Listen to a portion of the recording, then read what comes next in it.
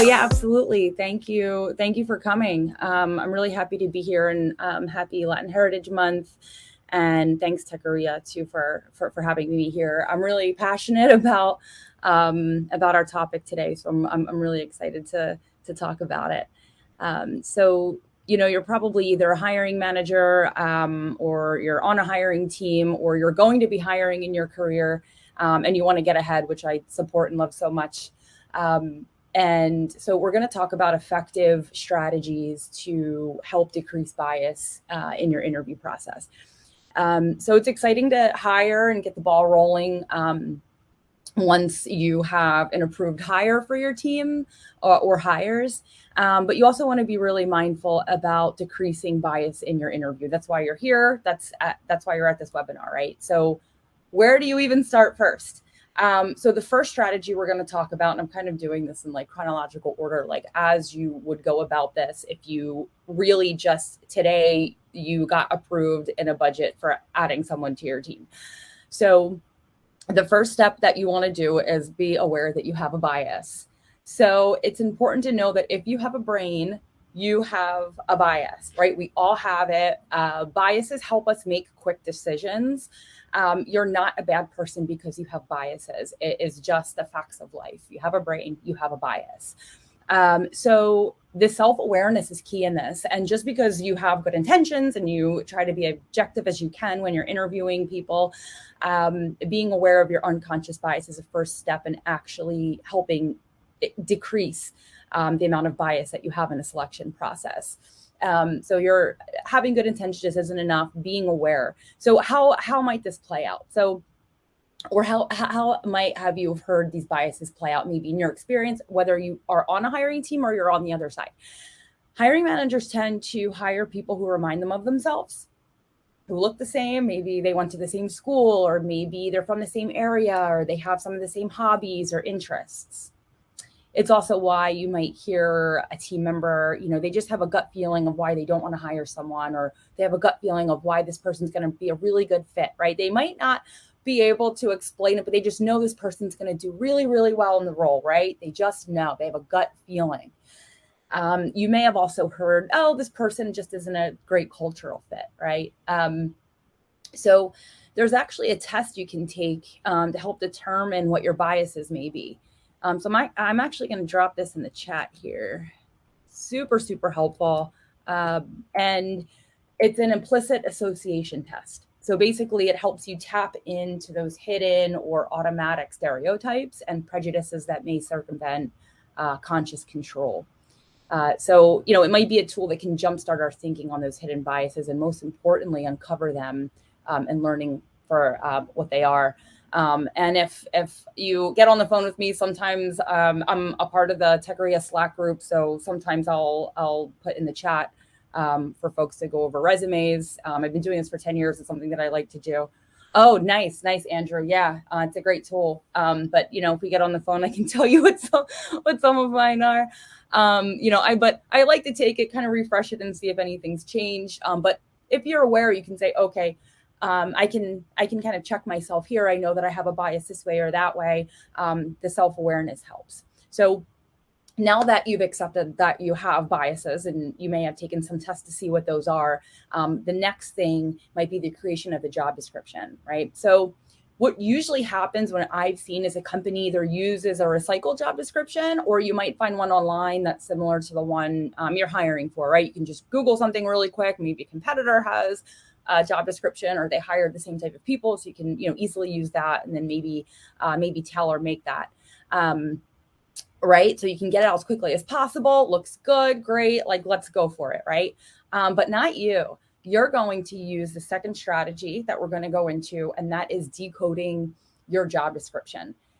So researchers have found that women are much less likely to apply to job descriptions that include masculine coded languages. So what does that sound like?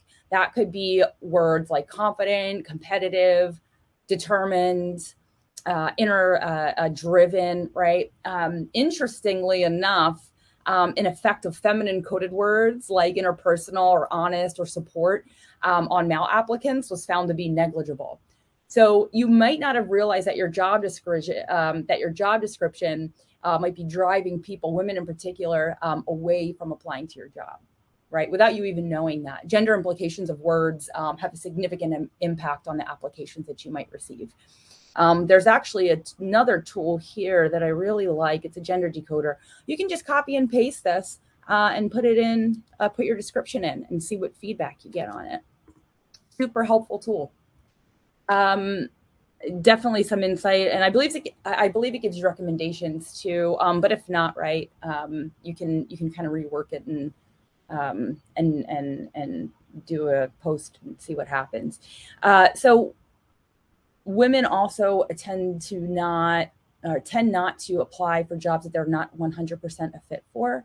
The reasoning behind that is women look at a job description that they can't do 100% of the role. It's about wasting time applying to something that, hey, this really isn't a fit. They're not going to consider me. That's the thinking behind it, right? So you really want to be mindful of that long list of must-haves that you have on a description, right? An exercise that I like to do with my hiring managers to help dwindle down to a really, really strong true list of must-haves. And this is something that you can do too. This is an exercise that you can do too with your team. So you want to look at your list, right? Say you have 7 must-haves on your list, right? You want that this person must have 7 things, okay? In an ideal world, right? So then you're going to go through this must-have list one by one, and imagine that you're talking to a candidate on the phone, right? You have them on the phone. Imagine that they have the 6 out of the 7, right? And we're just working on that first one, for example, right? The first thing you have listed. They have the other 6, but they don't have that one. Do you hang up the phone and say, sorry, you're not a fit? Or do you move them on to next steps? So do that for then each of the must-haves that you have on that list, right? They have all of them except for this. They have all of them except for this. Do you hang up the phone or do you move them on to the next step? So this can really help you determine, talk to your team about, what really matters. This might also even shape a little more of the job description into something that maybe when you first went in and you're like, okay, the team needs support this. And they're like, well, actually this is more important to us than that. You can really be collaborative and work together on who you're hiring on the team, right? And this is something, if it's just you, this is something, an exercise that you can do with yourself as well. So I've been in, scenarios where, different team members are putting more weight into, some of the must-haves than others. Again, just a really good exercise to do this with the entire team, to make sure everyone's on the same page and being evaluated against these agreed upon standards or evaluation points. And again, it helps you just create further clarification on exactly the skills that are most important to evaluate. And my favorite one, I would say, to eliminate, and I usually do this when I'm working with hiring managers, is the need for a bachelor's degree. Okay. So rarely does someone need a degree in order to be able to get the job done, in most cases, from what I've seen. Right. So, there are some exceptions. I've worked on some very high level roles where they needed someone with a PhD because they needed that research experience. It's totally different. Right. So it seems like I might be preaching to the choir here. I have people that are agreeing with me. 20% of students come from low-income families, or 20% of low-income families attend college. 20%, that's really, really low percentage, right? A college education can be more indicative of access rather than aptitude. So highly capable candidates who simply might not have had the means or opportunity or financial backing necessary to graduate from college.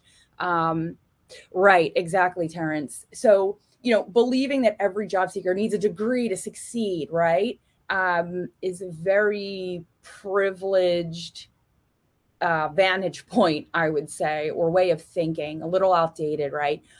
It's definitely, a person's educational credentials aren't the only indicators of success. So it's important to have an approach to hiring with focus on skills, experiences, and aptitude. So workforce experts are removing the 4-year college degree, or they say, removing that can be a really big key to increasing diversity and reducing inequality in a hiring process. So 2/3 of American workers don't have a 4-year college degree. That hits minorities particularly hard, eliminating 76% of Black adults and 83% of Latino adults. So I know I went off on a bit of a tangent here. I'm preaching to the choir here. You guys seem like you really already know this. But if you're in a position of hiring power, I urge you to consider eliminating this. And you could be really eliminating just a lot of great people that you could be hiring, and really dwindling down that just having that on the must-haves list. A lot of the times I see it to be, it's a copy paste, right? It's always on there, right? We always see college degree or equivalent experience. Doesn't even need to be on there. Something else that you can do besides decoding your job description and drilling down on the must-haves to be skills focused is to have a little bit of a note on the bottom of the description. Now, I've seen this.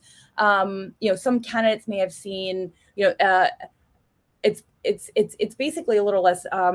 Let me copy and paste this. Now, it doesn't have to be just like this, but this is a little bit of a message that I like, and it's kind of addressing maybe. Oh, it's too long.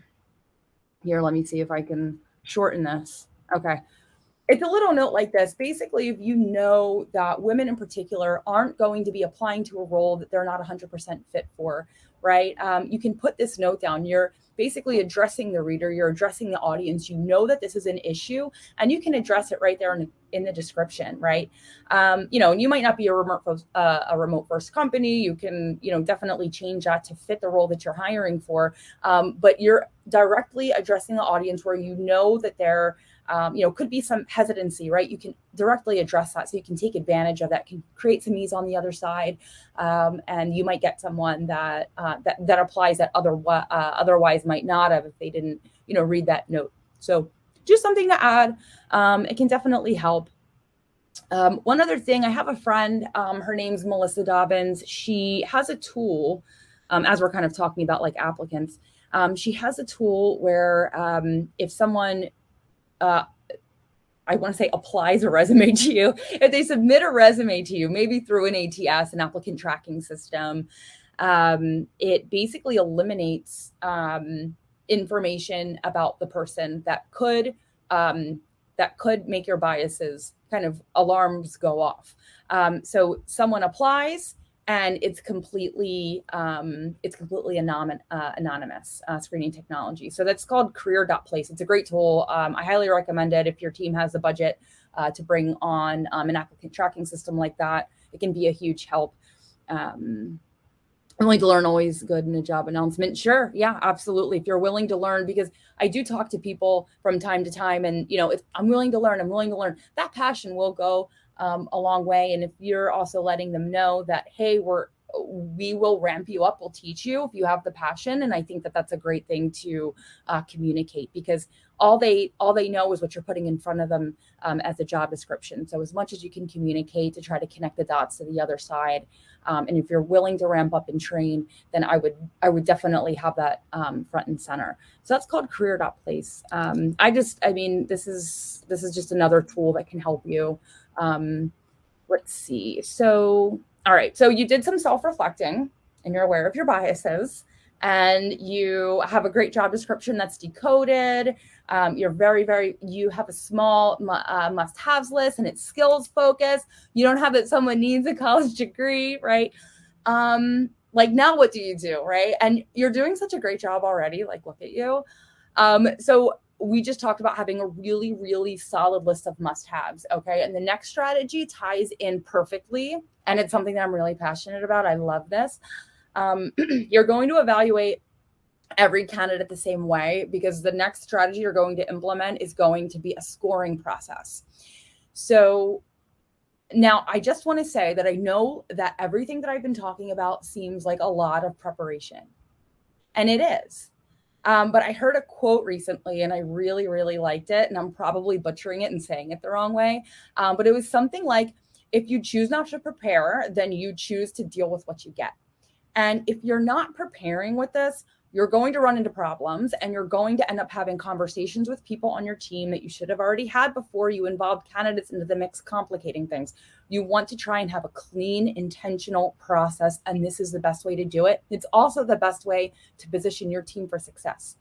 right? So a scorecard establishes two things: clear criteria in which you'll be evaluating someone, which you created when you created the job description. You have your evaluation points there, right? And a scoring process. So it's definitely the best way to go for clarity when you are interviewing someone, and it can help decrease bias since you're evaluating everyone the same exact way. Everyone's being evaluated from these four must-haves, and we're asking someone and we're asking everyone the same questions based off of those must-haves. Okay, so I've created scorecards in the past for clients, and something that can get overlooked when creating a scorecard key is to have a very quantifiable answer key. Okay, to go along with the specific question you ask everyone based on the criteria that you're measuring. So it's not enough to just have the criteria. You have to have a way, and you have to establish how you're assessing their answers. So the reference point of the question and answer key will help you further drill down and guide you.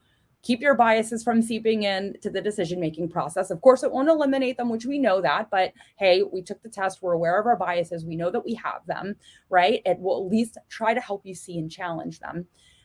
Especially when the criteria are harder to assess objectively and might be less technical, right? So an example would be, can they create and run a SQL query, right? That's a yes or no. Versus how creative someone is, how much of a culture fit someone is, right? What does that mean when someone fits culturally, right? So my suggestion with cultural fits is to look at the values of your organization, and then creating a set of questions, behavioral and situational based interview questions to evaluate, right? So then if someone is being evaluated on their culture fit, you already have a set of answers. You have the criteria, which are the values of the company, and then you're creating behavioral and situational based interview questions that you ask everybody. So that's another way to interview for culture fit, as opposed to just having a gut feeling and knowing they're going to be a fit or not. You can actually go back and you have evaluation points on that. So I actually just have an example here. So I'm just going to put this in the chat too. It's kind of been working for us. Now, of course, this is just an example. This is just an example of a scorecard. And this is for creativity. I just picked one out. Okay, great. Now it's kind of, it got a little smushed, but it's fine. So creativity, behavioral. So behavioral interview questions are basically how evaluating how someone has or how they've attempted to handle a situation in the past, or how they did handle a situation in the past. And a situational is more of a hypothetical question. So it's good to have a mix of both. You can have one of each as you're evaluating. Now, say creativity, it's not necessarily a value, but it's something that you really need on your team. You need this person to be on and be creative. You can have those two questions, and then you have your answer key here too, which is the second part, right? Were the examples relevant? Maybe they were great. Maybe it showed an example that they were able to bring new ideas to the team and they were implemented. So this is a great way to evaluate the actual questions that you're getting too. So just an example, something you can use. I created a whole framework before for a client. It was a lot of fun. It was great. I think it prompted a lot of really important questions with the teams. I just felt like more of a facilitator, gathering information and then creating this really cool process that really helped the interview processes just be more efficient. So we have that. So if you build and document this process, this is something that's very important. Your company will love you if they ever get audited, or if your team is accused of discrimination. So if you need to, right, for some reason, sell this to the business, hey, you're responsible for managing these teams. You're taking a lot of prep time and getting ready for this interview process. What are you doing, right? The way that you can sell this to the business are those two things, right? If we get audited, they might want to take a look at our hiring process. That happened. We were getting, I think it was like a SOC 2 audit, and they needed my notes for hiring certain people, right? So I had them, thankfully, right? Because I was taking notes, and we had this evaluation process. So, and also if you get accused of discrimination, but you have documentation on this, and you can say, this that can protect the company, right? And if not documented properly, right, then it could have a negative impact. It's worth the extra time, of course, in more ways than one. Protecting the company is one, but if you did need to some reason tell this to the business, but it's also just good to know for yourself too, that having that documentation, can be really good. So those are some main strategies that can help you decrease bias in your interview process. So just to go over those, we have being aware that you have a bias and learning about what they are so you can, check yourself in real time. If you're aware of it, you'll be able to catch it and you can say, okay, I know I have a bias here. I know I have a preference here. I know that I don't have a preference there. You're aware. And then decoding your job description to make it more gender inclusive, and having focused must-haves based on skills. And then the last one was creating a scorecard with an answer key that gets evaluated against all of the candidates the same exact way. So that's what I have for you today. And are there any questions in particular? I know I went over a lot, but I would love to answer any questions if anyone has. It looks like we have a few minutes left. So whether that's on the scoring process, answer keys. One thing I will say too, if you're a hiring manager on a very specific team, you might not have evaluation points, especially if it's a smaller company for culture in particular. So it could be a really good conversation, to bring up to, whoever you have, if there's HR there, or if you have anyone who could maybe champion that. It can just help evaluation points across the entire company, and it can help set the team up for more success for sure. So, hey, recent grad, no idea about starting from scratch. What are some other resources where I can learn more? Interviewing. So in general, let's see. I'm like, where? I feel like I've been doing this. I've been doing this for almost 10 years, I guess, interviewing. So I feel like I would be a good resource if you wanted to reach out to. But definitely, just on those points above, let me see here. Some of those links at least determine your biases, or anything in particular that you would like to learn more. Is it more so with the scorecard? Is it more so with learning about biases? Is it more so about job description and coming up with something there? Anything that can be a little more specific might help me out a little bit. And I would say too, like career.place, I know I mentioned that, but she has a lot of information. And I had shared that link earlier, career.place. Melissa Dobbins is great. She has a lot of blogs and information. We actually did a podcast together too. The scorecard. Yeah, scorecard's great. So basically what you're going to do from the must-haves that you created with your team. Now, say there's 4 of them, right? You need someone with Python development skills. You need someone to know, say, I don't know, NumPy, right? It's a specific library within Python. You need someone to know SQL, and you need someone that, we'll just go with those 3. Okay. So then you're going to have technical questions that you ask someone about their Python skills. Maybe 5 of them, right? 5 or 6 questions, maybe 5, maybe 4, a good amount, 4 or 5 questions, we'll say, under each evaluation point, evaluating Python. And you want someone that's an, expert. I use expert very rarely, I guess, as I talk in tech. But we'll say, someone that knows Python the best on your team, and then someone that knows SQL on your team, and then someone that, I forgot the 3rd evaluation point. I wasn't writing it down in my must-haves. But those 3 evaluation points, you're gonna create specific questions with the team that the team is going to ask as they interview folks. Everyone's going to agree. And then that is how you are going to interview everyone. You're going to ask everyone the same exact questions for evaluation. Now, people say, well, oh, well, you know, what if we end up talking about this or that? That's fine. You're humans. You can have a conversation, but your evaluation points are going to be specifically those questions that you populated and came up with your team. Okay.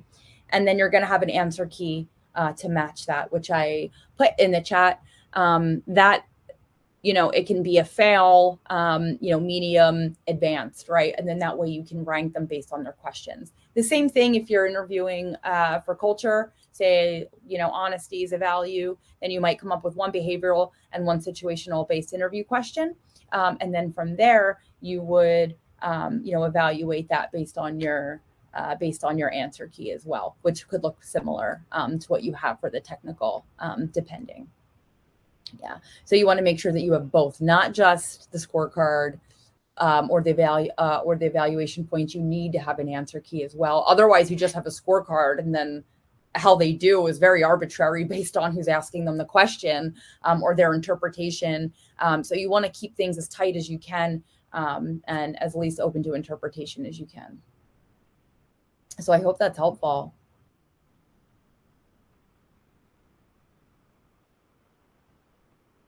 Absolutely, Terrence. Thank you for coming. Appreciate you. And yeah, anyone feel free to connect with me on LinkedIn as well. Have a good one, everybody.